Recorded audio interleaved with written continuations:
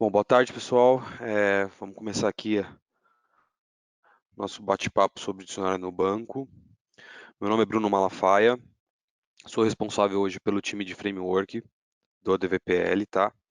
Então, tudo relacionado a lib, questões de license server, então tudo é o nosso time lá, atendimento, inclusive.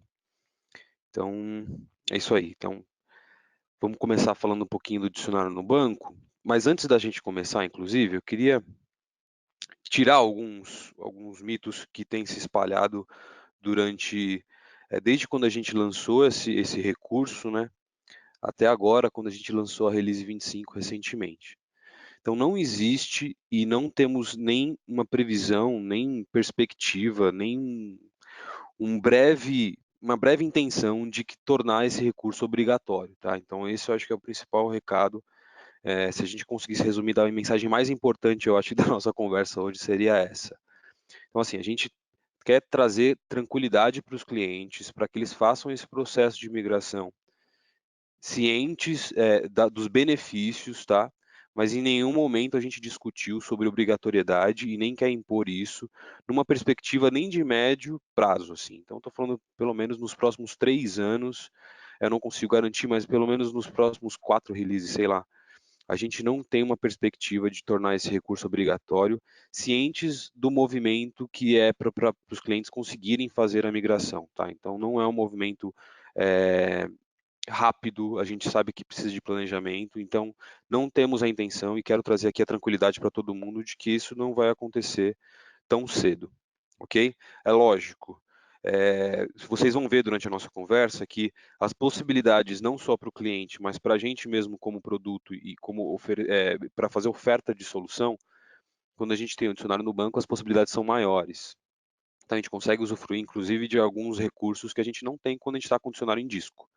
Tá? Então, a gente pode eventualmente lançar recursos condicionados a dicionário no banco, mas a gente não vai obrigar uma movimentação em massa dos clientes de base para que eles passem a usar do dia para a noite. Tá? Então, fiquem tranquilos, entendam o movimento, façam uso das ferramentas que a gente vai apresentar durante a nossa conversa hoje. Tenham isso em mente no planejamento de vocês, mas fiquem tranquilos com relação à urgência de migração. Então, não existe. Outra questão também, nenhum release hoje está atrelado ao uso obrigatório de dicionário no banco. Tá? Então, a release 25, assim como a 23, se você precisar fazer a migração do release, ainda mais pelo fato da expiração da 17 agora no final do ano, não existe a necessidade de migrar para o banco ao mesmo tempo. Tá? Inclusive, é um movimento que nós, como TOTUS, e aqui falando em nome de Frame, falando em nome de engenharia, em nome de produto, nós, inclusive, não aconselhamos que esse seja um movimento em conjunto. Tá? Então, são iniciativas em separado, você primeiro migra um release, estabiliza esse release, e assim que você se sentir confortável para fazer uma virada para o banco, aí sim você adota esse recurso e aí faz essa migração com mais tranquilidade, tá?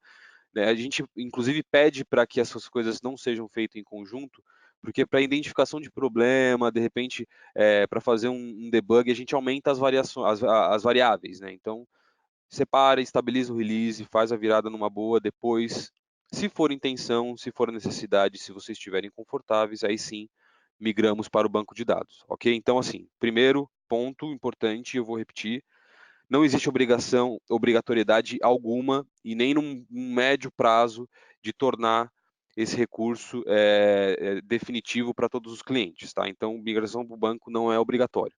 E migrar release também, tanto para 23 como para 25, não é obrigatório também que você leve os dicionários de dados para o banco, tá? Então, deixamos com isso claro, acho que a gente pode dar início à nossa conversa, tá?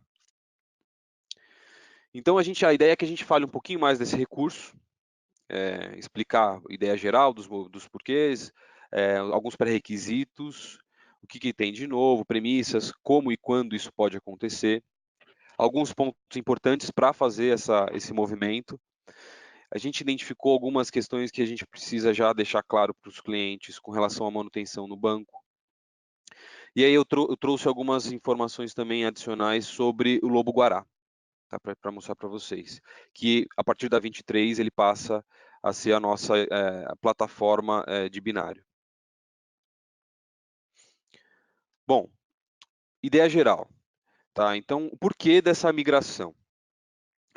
A gente, eu estou aqui há algum tempo já e desde que eu entrei na TOTVS eu escuto que esse seria um movimento muito legal, que os clientes pedem muito isso, que o uso do Cetri eventualmente trazia algumas questões, algumas dores de cabeça, não querendo tornar o Cetri vilão, até porque a gente nessa migração dos dicionários em disco para banco, a gente viu o quanto o Cetri era importante na estrutura do produto, tá? Mas existia uma série de apelos, inclusive para oferecer novas soluções, né? Inclusive, não sei quem usa vou dar um exemplo, tá? Quem usa os nossos recursos de privilégios, dependendo do volume que o cliente aplica de privilégios, quando a gente fala em dicionário em disco, existe uma limitação da tecnologia para grandes volumes e o privilégios exige muito isso. Tá? Então, quando a gente leva isso para o banco, é outro cenário completamente diferente, quase que instantânea pesquisa de um privilégio numa rotina. Tá? Estou dando só um exemplo, mas isso tudo nos trouxe a decidir que esse seria um movimento que o Proteus adotaria. Tá? Então, isso também não é um movimento recente, é um movimento que se iniciou há 5 anos. Então, faz 5 anos que a gente já vem trabalhando para evoluir o modelo, pilotar o modelo, então não é algo que também estamos fazendo agora, especificamente na Release 25, nem na 23. Então, dado esse tanto de informação, ainda tem alguns argumentos que são bem importantes, né? Então, facilitar a gestão do ambiente, então eu estou falando de backup, monitoramento e deixar essa administração de recursos que já existia já no banco por conta dos dados, centralizada lá, então os dicionários e todos os arquivos de infraestrutura que compõem a instalação passam a estar centralizados no banco. Então, consigo fazer um backup único, gerenciar se a minha aplicação ou se aquela instância de banco está com comportamento devido ou não. Então fica mais fácil, sim, de certa forma, fazer a gestão do ambiente. A redução do single point of failure, né, que é pelo fato do Citri ser parte essencial da instalação, qualquer falha que existisse nesse componente inviabilizava o uso do sistema como um todo. Então, a partir do momento que a gente tira a dependência desse recurso adicional, a gente reduz os componentes de instalação e permite que eu concentre minhas atenções em menos componentes, tá?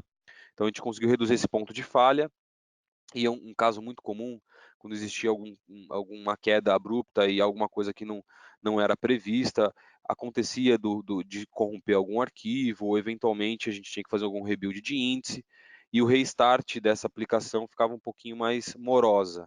Então a gente também simplificou isso.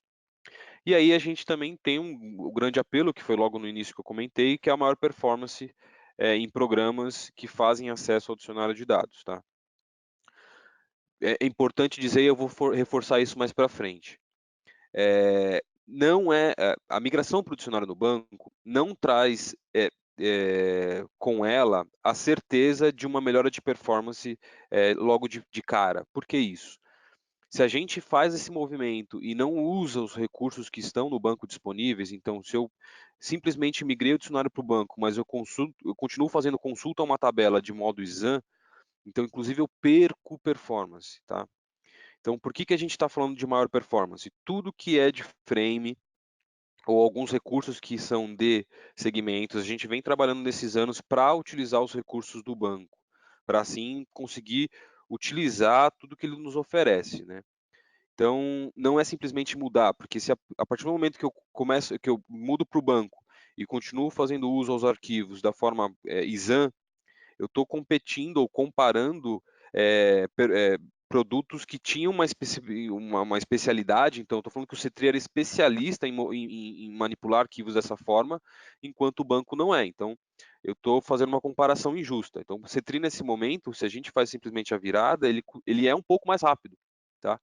Então, se a gente só vira a chave e não trata as rotinas para usar os recursos do banco, elas podem ficar até 10% mais lentas ou mais, né? Então aqui eu estou dando um exemplo do que a gente experimentou nesses anos, mas elas podem inclusive ficar até mais lentas. Então, por isso que não é um movimento que tem que ser feito sem planejamento, tá? Entendendo dessas necessidades. Beleza? Tendo isso em vista, a gente já vai para o próximo passo, que é saber o que tem de novo por aí. Então, nessa migração para o banco, inclusive por conta de ser um movimento que a gente planejou para fazer, a gente aproveitou para normalizar algumas tabelas que a gente tinha alguma dificuldade em manipular. Tá? Uma delas era todos os conjuntos de tabelas relacionados a usuários e grupos. Tá? Então, a gente, imagina que uma tabela que era quase que única, que era criptografado antigamente, naquele arquivo no Superfile, ela passou a ser 40 novas tabelas. Né? Então, a gente normalizou isso e fez com que a gente conseguisse ter algumas facilidades na hora de recuperar essas informações. Os arquivos de menu da mesma forma. Eles eram a gente entende que era uma facilidade muito grande para quem estava na rua fazendo implantação, que eles eram arquivos em texto, mas de certa forma eles eram arquivos muito frágeis, né? Então qualquer alteração que fosse feita na mão sem passar por uma ferramenta, a gente podia trazer alguma má funcionalidade, algum mau funcionamento para o produto. Então a gente também normalizou e eles passaram a ser 5 novas tabelas. E os arquivos de empresa também a gente deu uma quebradinha nela e passaram a ser 3 novas tabelas. De modo geral, o que a gente conhecia de dicionário de dados, então quando eu falo de tabelas, campos, gatilhos, consulta padrão, isso continua da mesma forma.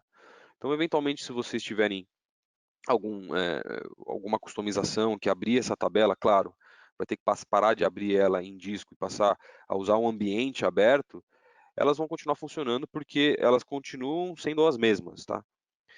Só essas tabelas que a gente acredita que eram de propriedade do frame, vamos dizer assim, né? Que a gente nos permitimos de normalizar. E aí vem sempre uma pergunta, desde quando a gente começou esse movimento, vem sempre uma pergunta que é recorrente, né? Tá, eu queria saber o modelo de entidade de relacionamento dessas tabelas que vocês normalizaram. E aí a gente, como frame agora, nesse momento, a gente não quer fazer a abertura desse modelo de entidade de relacionamento, porque a gente entende que é um modelo que está amadurecendo, tá? A gente pode, eventualmente, ter que refazer ou remodelar alguma coisa que de fato não tenha ficado boa. Então, a partir do momento que a gente abre esse modelo de entidade de relacionamento para os clientes, eles podem desenvolver customizações disso e a gente passa a concorrer com o famoso legado. Então, a gente não vai poder evoluir esse modelo. Então, nesse momento, vocês não terão acesso claro, está no banco, vocês conseguem ler e, de repente, fazer queries e não vai ser muito difícil de entender a dinâmica. Mas a gente pede só que não desenvolvam nada em cima, porque se eventualmente se quiser, e isso pode acontecer, refatorar algum recurso desses e tirar tabelas ou adicionar tabelas ou mudar campos, quebrar campos, a gente vai fazer sempre buscando uma melhor solução e experiência para os nossos clientes, tá? Então, nesse momento, a gente não vai divulgar e não pretende fazer isso. As demais tabelas elas continuam com o comportamento, porque elas já eram muito utilizadas, então não muda muito a coisa. Beleza? Tá bom. E aí a partir do momento que a gente decide, então, tirar o Citrix Server das instalações dos clientes e centralizar isso tudo no banco, o que muda de fato na dinâmica do meu ambiente? Então, assim, a princípio é a conexão com o banco. Então, um recurso que antigamente, quando a gente visitava os clientes, isso é muito comum, onde a máquina da aplicação era extremamente exigida, então ela estava sempre sobrecarregada, e a gente olhava sempre para a máquina do banco, ela estava sempre muito tranquila, então ela sempre foi muito subutilizada. Então agora a gente está movendo uma demanda que era para o C-Tri para dentro do banco. A gente não sentiu uma sobrecarga, assim, nada que fosse realmente mudar muito a instalação. Então a gente não está falando para rever sizing de banco nesse momento, tá? Pode ser que aconteça, de cada cliente, né, esse tipo de análise, mas o banco, a máquina do banco em si, ela aumentou um pouco o uso do recurso, mas ela não exigiu, pelo menos nos clientes que a gente participou, não exigiu uma revisão com relação a recursos de hardware, tá? Agora, com relação a conexões, isso sim a gente teve que mudar um pouquinho. Por quê? Uma conexão antiga que fazia só recuperação de informações de dados, ela era transacionada e ela continua sendo assim. Então, para recuperar informações de tabelas, a dinâmica continua a mesma. Mas para simular e para emular, a gente teve que manter o comportamento para dicionário de dados, porque algumas rotinas elas gravavam dicionário de dados durante transações e ela não transacionava. Mesmo que a transação fosse desarmada, o que tinha sido gravado naquele dicionário, ela tinha que permanecer gravado, né? Então, a gente teve que emular essa conexão de dicionário. Então, uma conexão agora de aplicação, ela vai ter duas conexões com o DB Access. Por quê? Uma vai continuar sendo transacionada, que são as rotinas normais, acesso a dados, e a conexão que a gente faz para dicionário de dados, ela não é transacionada. Então, toda vez que a gente for ver lá no monitor ou for analisar o DB Access, a gente vai perceber que teve quase que um dobro de conexões, tá? Então, e isso pode gerar alguma revisão de instalação. Então, um recurso já que é conhecido, não sei se por todos, mas que a gente já tem alguns clientes utilizando, é o DB Access distribuído, tá? Então, que eventualmente, pelo aumento de volume de carga em cima desse DB Access, pode ser que essa distribuição traga algum benefício na instalação, tá? Também não é algo que seja exatamente necessário fazer de cara, porque o que a gente percebeu, tá? E é inclusive uma recomendação do time do DB Access. O DB Access hoje ele está preparado para atender a uma demanda de mais de 1.000 conexões, ou de até 1.000 conexões. Então, se você tiver um volume maior que isso, a gente aconselha que você olhe com um pouco mais de carinho para, de repente, adotar o DB Access distribuído. Mas, caso você aumente de 150 para 300, é tranquilo, dá para continuar usando a instalação como é feita hoje, tá? A gente está falando de alguns clientes que a gente teve a oportunidade de visitar, e eles tinham esse cenário, então eles acabaram adotando já o DB Access distribuído, inclusive, recentemente, o DB Access até o Spotless. Então, tem alguma documentação também no TDN que é muito legal de dar uma analisada. Então, isso de cara é uma questão que altera no ambiente. Então, a gente passa a fazer o dobro de conexões com o banco e com o DB Access. Ok? Bom, outra questão importante que a gente teve um pouco mais de carinho, que não foi só simplesmente migrar os arquivos de usuários para o banco. Tá? Nos preocupamos em trazer segurança para aquelas tabelas que são, de fato, as mais sensíveis, né? Que podem trazer algum prejuízo de acesso indevido. Então, quando a gente fez essa migração para o banco, as tabelas de usuário e algumas outras tabelas de acesso, elas receberam um checksum. O que é um checksum?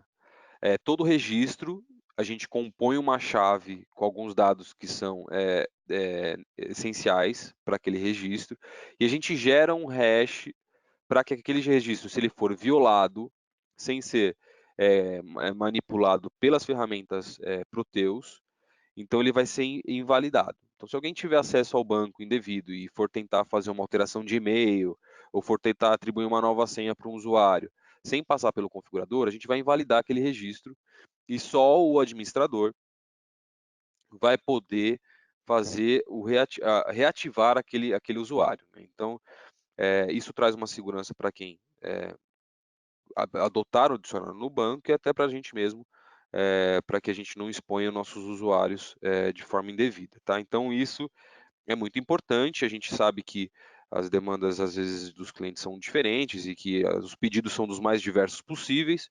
Então, se alguém tiver a ideia de fazer alguma coisa ou algum update na tabela de usuários, pode ser que invalide todos os cadastros, o que vai dar um trabalho bem interessante para o administrador da TI. Beleza? Esse é um recurso que, nesse primeiro momento, a gente só implementou no cadastro de usuários, mas a gente entende e a gente está evoluindo nesse aspecto, que pode ser um recurso que a gente adote para todo o dicionário de dados, tá?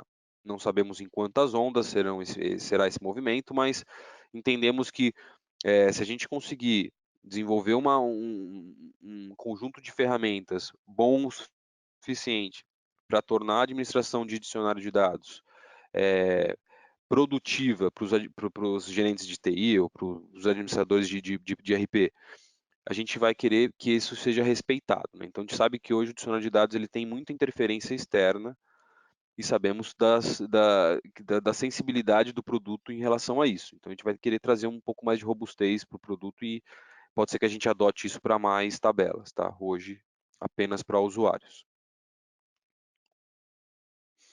Tá, beleza, entendemos, então agora precisamos saber o que eu preciso ter para conseguir fazer essa migração para o banco. Então, tem algumas coisas que são essenciais para a gente. Primeiro, está fazendo uso do license server virtual. Tá? Então, já é com a última ferramenta disponibilizada no portal hoje, que é a última versão do license server. Passar a utilizar numeração automática, então controle de numeração, no license server também. Durante muito tempo, a gente tem monitorado a numeração automática em disco, e esse é um dos maiores ofensores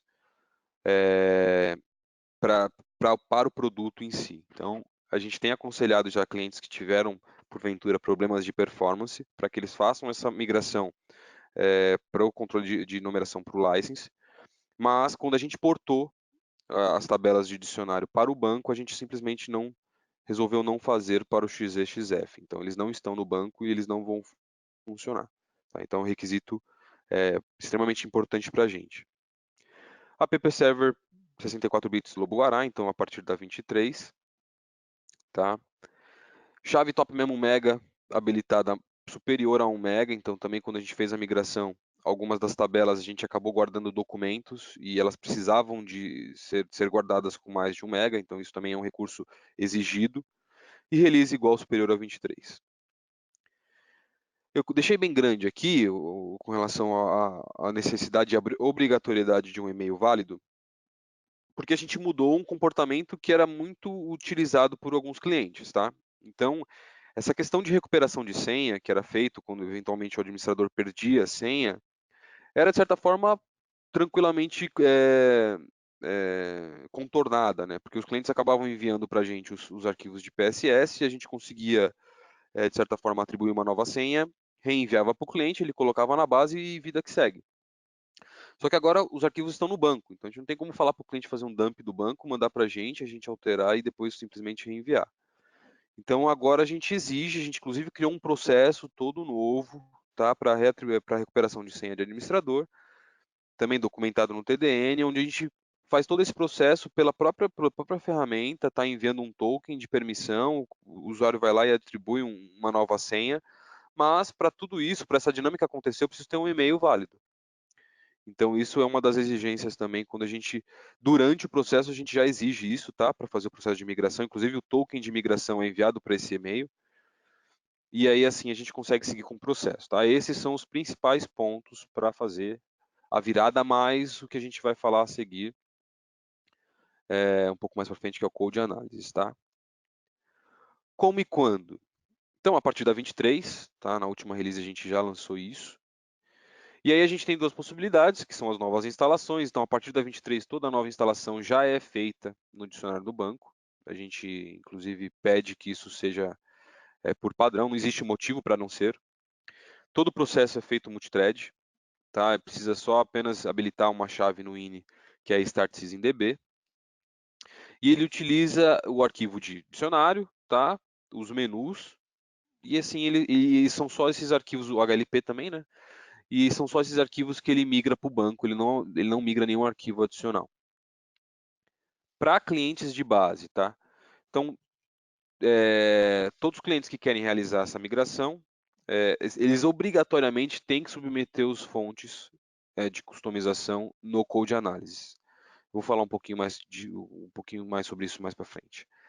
E o processo também é multithread e os registros deletados do dicionário, eles não são migrados.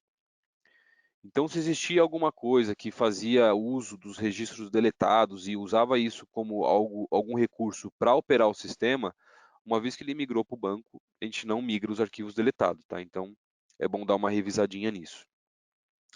Vou reforçar só um ponto importante. Tá bom, decidi, fiz a migração. Uma vez o dicionário de dados migrado para o banco, não é possível fazer a reversão de modo automático. Então, a gente não disponibiliza nenhum recurso adicional para reverter dicionário de dados no banco. Isso tem alguns motivos, um deles, e o principal, é que a gente não tem como garantir que após a migração o cliente não manipulou aquele dicionário, então se a gente revertesse, a gente vai restaurar um backup que pode trazer algum prejuízo em customizações feitas ou algo relacionado. Então a gente simplesmente preferiu adotar aqui uma vez migrado, por isso que é um movimento que tem que ser feito com muito planejamento e alguns testes. Uma vez migrado, a gente não dá recurso para que isso seja revertido, tá bom? Bom, falando um pouquinho do code análise, né? De onde veio esse cara? Como que ele surgiu? Assim que a gente entregou e que terminamos o desenvolvimento por parte de Frame dessa migração para o banco, nós entregamos para o nosso primeiro cliente, que é o nosso desenvolvimento interno, tá? Então falamos assim, ó, daqui para frente o uso vai ser feito dessa forma e a gente precisava quantificar, inclusive os fontes desenvolvidos internamente, o quanto eles precisavam de esforço, tá, para fazer essa migração. Então, existia também aqui internamente alguns programas que faziam abertura de Sigamate na mão, ou manipulação de X3, que usavam recursos em disco, e a gente criou uma ferramenta que fosse capaz de fazer uma análise estática dos fontes. O que é uma análise estática? A gente simplesmente abre o fonte, baseado na gramática da linguagem, a gente percorre tudo que está escrito e a gente consegue avaliar o que tem de pontos a melhorar, pontos a corrigir, tá? Inclusive funções depreciadas, a gente consegue sinalizar um monte de coisa bacana. Inclusive essa ferramenta está sendo bastante usada. E assim a gente conseguia dar uma perspectiva para aquele dono de produto de quanto tempo ele precisava para evoluir. E quando fomos, de fato, oferecer isso para o mercado, a gente tinha que ter alguma forma também de nos blindar com relação à adoção, né? Não é e assim que a gente liberasse o dicionário no banco sem nenhuma restrição, ia ser uma adoção em massa sem que a gente tivesse condição de falar ou de até avaliar uma customização que fosse extremamente importante para a operação do cliente, que ela feria algum dos princípios do dicionário no banco. Então a gente teve que estabelecer alguns critérios básicos de que se você não passar por eles, a sua aplicação não é que ela não vai apresentar boa performance, ela simplesmente não funciona. Tá? Então a gente tinha que é, tornar essa avaliação produtiva para a gente, sabendo do volume de customizações que tem na rua, e até trazer essa segurança para o cliente que pelo menos o básico, que é funcionar, eles conseguiriam se eles migrassem para o banco. Tá? Então esse foi o principal objetivo da adoção dessa ferramenta de mercado. É a ferramenta chamada SonarCube, que ela é a plataforma, tá, dessa análise do Code Analysis. Não existia, ela é uma ferramenta padrão de mercado que faz análise de fontes comuns, então de C Sharp, Java, JavaScript, ele faz uma série de análises, mas para nossa linguagem, que é proprietária, a gente não tinha esse recurso, então a gente teve que desenvolver um plugin para isso. Então aí sim a gente conseguiu agregar nela e conseguir fazer a exposição e disponibilização desse serviço para os nossos clientes, tá? Então foi assim que ela surgiu. Então, uma vez que o cliente decide fazer a migração para o banco, ele tem que submeter os fontes dele, todo o projeto dele para essa ferramenta Code Analysis. Então, a gente vai fazer a análise estática, tá? Ele vai conseguir verificar os bugs encontrados, inclusive CodeSmell. Eu vou uma breve explicação do que é CodeSmell. CodeSmell é algo que a gente entende que não está sendo usado da melhor maneira possível e que pode ser um bug. Tá? Então, inclusive, é uma forma da gente evoluir depois nas análises, né? Uma vez que a gente corrigiu os mais graves. Então, uma vez que o cliente consegue fazer essa verificação, ele faz a correção de todos os pontos, resubmete o projeto para o Code Analysis, e uma vez que tem 100% dos bugs corrigidos, a gente envia um token que autoriza a migração do dicionário para o banco. Essa ferramenta, eu vou voltar a falar porque é bem importante, essa ferramenta ela tem como objetivo suportar esse processo de migração. E ela é de suma importância, a gente não tem como fazer um processo de migração se não passar por ela. E a gente tem passado por alguns problemas, e aí é importante dizer, de clientes que estão pegando, fazendo um print da interface de exemplo que a gente colocou no TDN e mandando para a gente como um projeto 100% aprovado. A gente tem tido cuidado de ver esses casos e pedir que o cliente faça de novo o envio, porque assim, a gente pode trazer um grande problema se a gente não passar por essa ferramenta. Então, a gente pode simplesmente inviabilizar um módulo inteiro que possa ter sido desenvolvido pelo cliente. Então, assim, olhem para ele como uma ferramenta de apoio, como algo que vai trazer, inclusive, melhorias para o próprio ambiente. A gente dá muita informação legal lá. Sempre que a gente sinaliza como um bug, a gente fala qual que é a solução, aponta qual que é o link para a documentação, então tem muita coisa bacana lá. E tudo que a gente entender durante esse processo que pode ser agregado na ferramenta, para evolução inclusive, a gente vai fazer e é um ponto central onde a gente vai concentrar as informações. Então usem a ferramenta com bons olhos. Se tiverem alguma questão com relação à confidencialidade, a gente envia o termo assinado, inclusive, para os clientes, de que a gente não vai fazer apropriação indevida, ou que eventualmente vai olhar para aqueles para o que está escrito ali com outros olhos que não dicionário no banco. Então, está tudo tranquilo. É muito importante que vocês usem, e inclusive clientes que não adotaram o dicionário do banco estão fazendo uso para revisar as customizações simplesmente pela revisão, tá? Então é muito legal falar isso também, que é um retorno interessante dessa ferramenta que a gente disponibilizou. Beleza? Eu falei bastante sobre ela porque ela é um dos pontos bem importantes para a migração do banco. Alguns outros adicionais, e aí quando a gente fala de pontos importantes, a gente tomou cuidado de trazer alguns exemplos, tá, para deixar claro de coisas que não funcionariam mais. Tá? Então, a construção de DB usuária, ela deve ser evitada. Tá? Então, nesse caso aqui, se você apontava para um sigamate.emp, esse arquivo simplesmente não existe mais. Então, a gente tem como substituição a função OpenSM0 ou outros recursos que a gente também disponibiliza na documentação do Code Analysis. E aí, aquele caso que eu falei, que é a lógica exam, então se a gente simplesmente migrar para o banco e não rever esse tipo de estrutura, a gente pode perder performance. E aí a gente pega o gancho aqui para fazer a divulgação de um dos recursos que eu não sei se é de conhecimento de todos, que é o Begin SQL. Se a gente tem uma instrução de query, aqui é um paralelo ao dicionário do banco, tá? Não tem relação, mas é importante, sempre que a gente tem oportunidade, a gente gosta de falar sobre isso.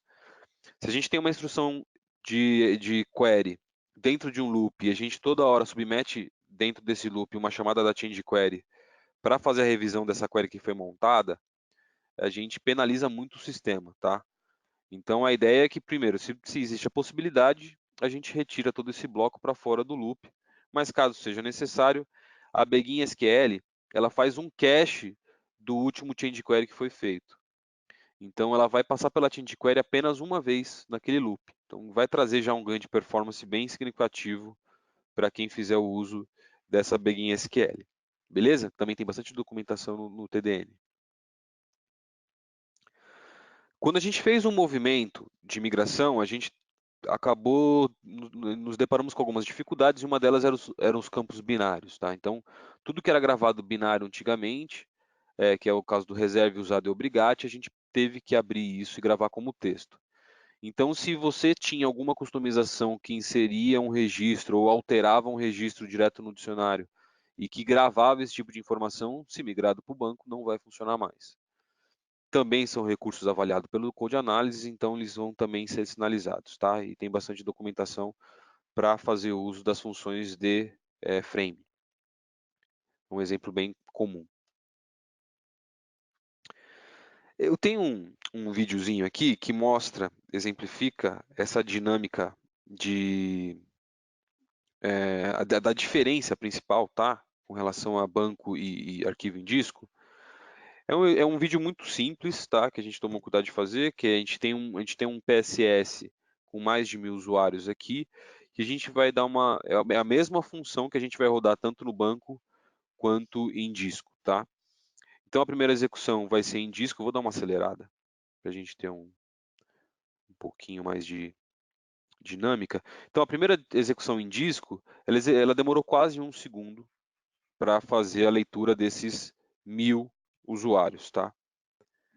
Já a mesma execução com o dicionário no banco,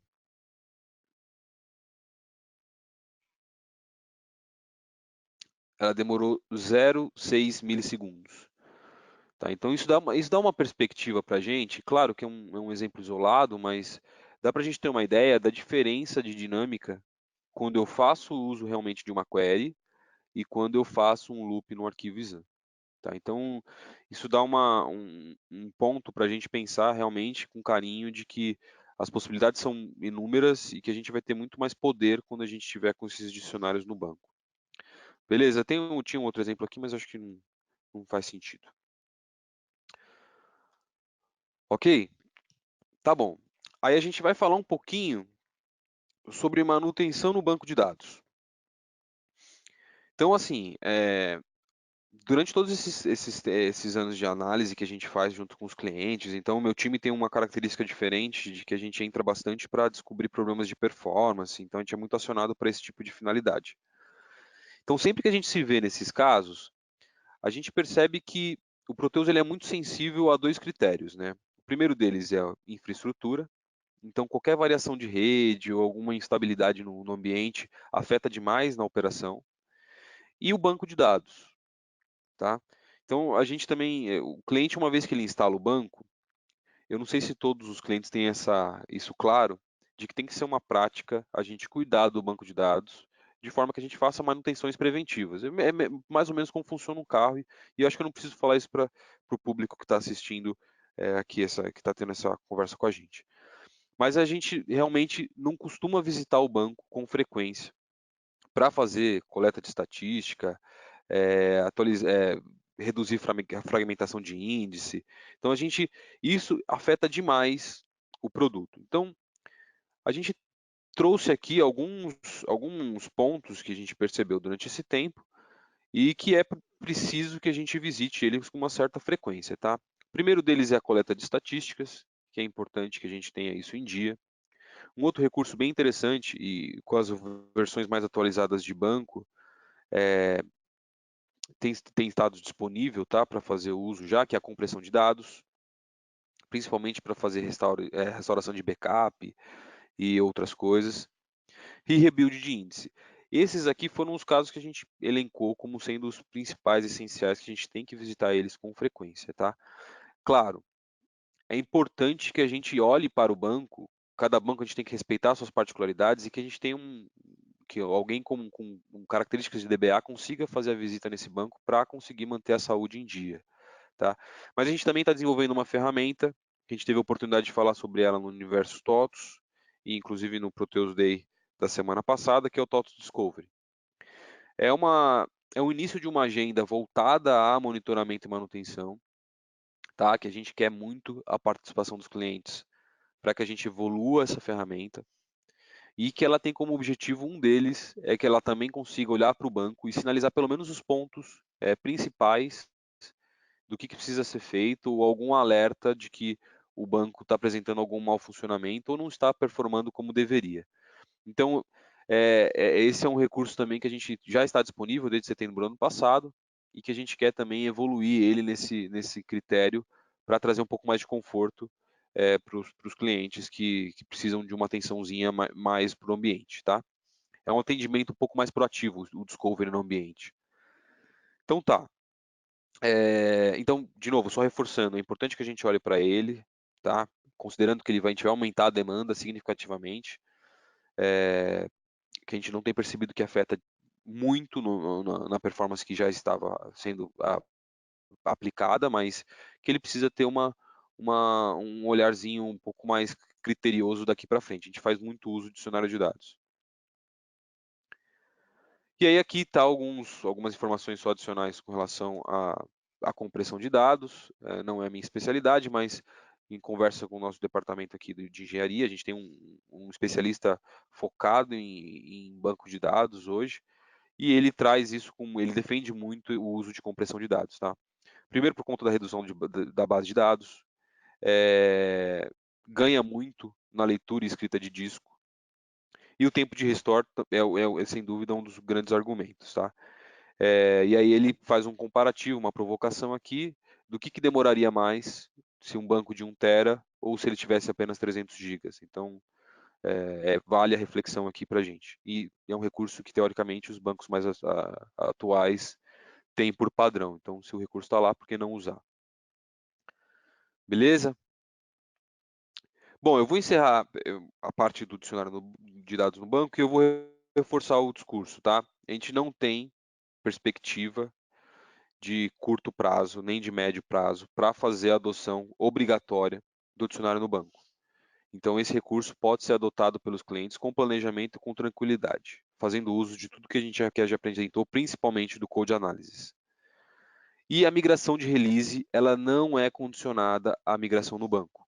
Então, os clientes podem fazer a migração do release da forma como é hoje, utilizando o C3 Server, e assim que eles decidirem, acharem melhor no momento deles, aí sim fazer o movimento de fazer a migração para o banco do dicionário de dados, tá? Então, não existe obrigatoriedade de maneira alguma, nem por release, nem por versão, nenhuma delas.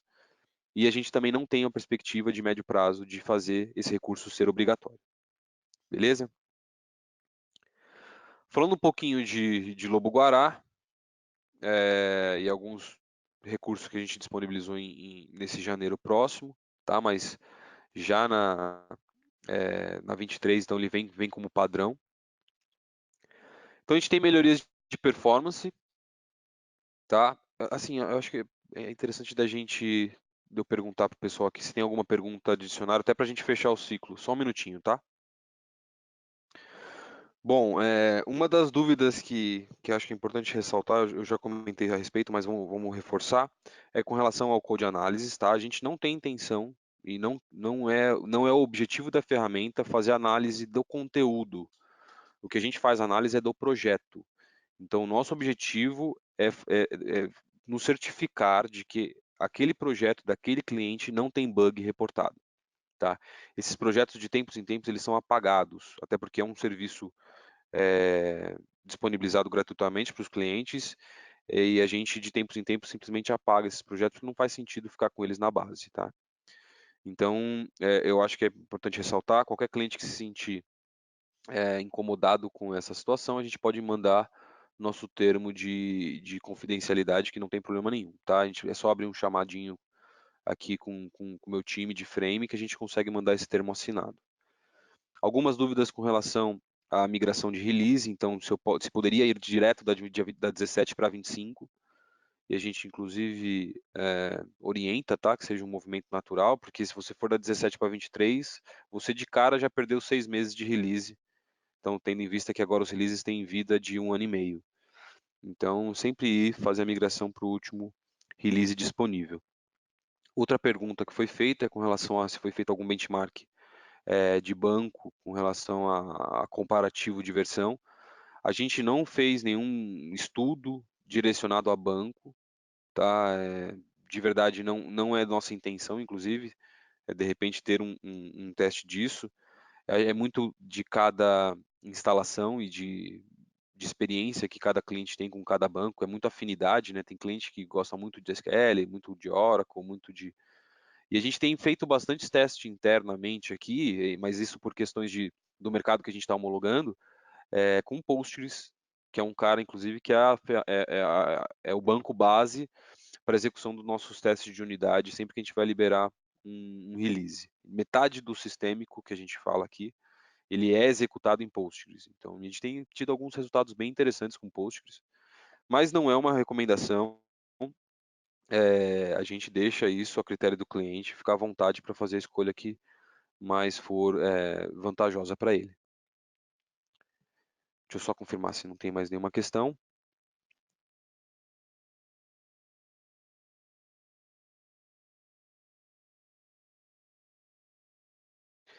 Beleza, falando um pouquinho de Lobo-Guará. Então, assim, a gente tem, desde que a gente lançou a 23, então, inclusive nos testes internos, durante esse processo de sistema que eu comentei, a gente percebeu um ganho de performance nativo dele, só pela instalação, de 30%. Então, os clientes têm reportado isso, inclusive, que assim é uma diferença entre o Lobo-Guará e o NG. Então, é um presente bem interessante, bem legal. Uma surpresa, né? Vamos dizer assim, bem interessante. Até pelos trabalhos que a gente tem feito, a gente estava buscando essas melhorias, mas foi um resultado de modo geral, assim, que a gente conseguiu fazer com a adoção do Lobo-Guará. Bom, a arquitetura 64 bits, ela nos traz de cara alguns a gente como é que eu posso dizer? A gente supera alguns problemas que a gente tinha com relação ao 32, que era o limite de memória. Então a gente tem clientes que conseguiram reduzir de 44 slaves para 4. Isso não tem limite, tá? O que a gente orienta é que, eventualmente, se tiver um mau funcionamento num desses slaves, então a distribuição que eu tinha em 44, se eu diminuo para 4, se um desses slaves cai, ele leva com eles muitas conexões, né? Então é interessante ter uma dinâmica saudável também para o ambiente, para que a gente não promova, de repente, uma queda. Eu tinha um slave só ativo, suportando 300 usuários, se ele cai, todo mundo cai junto. Então, isso só é uma recomendação, uma reflexão que a gente provoca para os clientes, tá?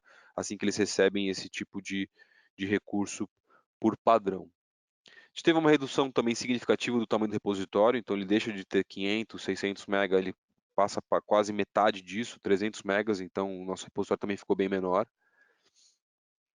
E a gente traz com ele, o Lobo-Guará traz com ele a evolução da linguagem ADVPL, que é o TL++ ou TLPP, como TL++, como algumas pessoas têm chamado. Então, de cara, a gente tem nomes longos, então assim que a gente, para fazer uso dos recursos do Lobo-Guará, tem que ter o arquivo com extensão .tlpp e tem que usar eventualmente os namespaces e tal, alguns recursos. Então, assim que a gente tem o arquivo com essa extensão, a gente já libera esses recursos. Então, é possível usar nomes longos. Então, a gente tinha uma restrição com relação a 10 caracteres, agora pode usar com o tamanho que achar melhor. Recurso de namespace, então também era uma coisa que a gente tinha que pensar. Sempre que a gente tinha uma função no sistema, a gente tinha que se preocupar se não existia alguma outra com o mesmo nome. A gente conseguiu implementar a interface, chamada de método estático, que é um recurso também bem interessante da interface. Reflection Annotation, então uma vez que eu anoto alguma coisa, eu consigo saber todos os recursos que tem aquela anotação. Dentre outras tantas vantagens, tá? TLPP. E a gente tem algumas outras recursos que estão por vir, tá? O pessoal de tech está trabalhando nisso, que é a tipagem forte, trabalhar com JSON nativo, inline, né? Implementação do try-catch e alguma sobrecarga de operadores. Eles têm colocado bastante esse link que eu deixei aqui, do tlpp.tots.com.br, eles têm estado bem ativos lá, né? Então, tem muita informação lá, inclusive do que eles vão lançar, de alguns recursos que já tem. Inclusive, eles estão trabalhando num frame da linguagem, que é o TLF, e tem bastante recurso interessante lá, vale a pena dar uma passada para dar uma conferida. E só uma dúvida, eu implementei o Lobo-Guará, não funciona mais o DVPL? Não tem nada a ver, eles coexistem, tá? Então, os arquivos que a gente já conhece, como .prw, prx e outros demais que já existiam, eles continuam funcionando no Lobo-Guará. Então, o Lobo-Guará suporta o ADVPL normalmente. Inclusive, no mesmo repositório, eu vou poder ter um arquivo TL++ e um arquivo ADVPL funcionando, inclusive chamando funções um do outro, tá? Então, é bem interessante. Quer dizer, um arquivo ADVPL não consegue chamar do TL++, mas o TL++ novo consegue chamar as funções desenvolvidas em ADVPL, tá bom? Então, assim, essas são as principais novidades do Lobo-Guará. De modo geral, era isso que a gente tinha para conversar, tá? Trazer uma tranquilidade, primeiro, para as migrações de release, tanto para 23 quanto 25, assim que vocês decidirem adotar algum desses releases. A informação de que não existe obrigatoriedade alguma desses releases novos, de que você faça no mesmo movimento a migração do dicionário para o banco. Então, isso também é essencial que a gente saia daqui com essa mensagem muito clara. E a gente não tem perspectiva, nem de curto e médio prazo, de que o dicionário do banco passa a ser obrigatório. Beleza? Usem muito o critério do Code Analysis. Essa ferramenta tem como objetivo ajudar os clientes na ponta, no desenvolvimento de customização. Tem a ferramenta do TOTOS Discovery também, que vai suportar e vai ajudar a gente no troubleshooting troubleshooting de problemas, principalmente na sinalização de problemas que podem ter no ambiente e no banco de dados também. E de modo geral era isso, pessoal. Deixa eu confirmar só se a gente tem alguma perguntinha. O LPP está fora. A Camila comentou comigo que tá, eu confirmo e a gente manda depois. Também uma informação, todos os conteúdos que a gente discutiu nessa semana, que foi uma semana bem interessante para a gente de produto, para falar do que a gente tem feito aqui, dos webinars. Todos os conteúdos estarão disponíveis na semana que vem, logo no início da semana. Então, a gente mandará um e-mail com os conteúdos. E o Discovery está disponível já para o último release da 17. Já, a partir do último release ele já pode ser usado, da 17. Tem uma pergunta interessante aqui com relação ao que a gente adotou para desenvolvimento. Eu não sei o contexto, tá? Mas assim, qual que é o paradigma que a gente usou para fazer, provavelmente, a implementação adicional no banco, se foi orientação a objetos ou procedural. Eu não sei também se com relação a TLPP, mas a gente sempre tem um pouco dos dois.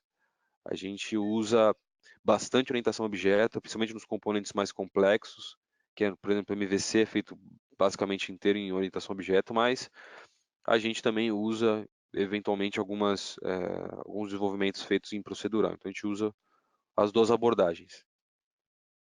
Tá, tem uma pergunta importante com relação aos releases, tá? Então, o ciclo de vida hoje dos releases é de 18 meses.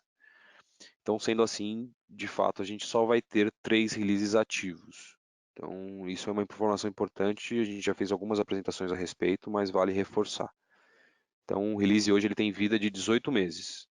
Então, se ele é lançado a cada 6, então a gente só tem 3 ativos por vez. Discovery não consome licença, tá? Estão perguntando sobre licenciamento Discovery, o Discovery não consome licença. Seria interessante falar sobre ele, mas acho que vale um dia só inteiro de Discovery. Mas ele não consome licença, é uma instalação 100% TOTS-TEC, tá? Feito em cima da nossa plataforma, com front-end THF, mas ele não consome licença. Tá? É uma instalação, inclusive, totalmente apartada do ERP.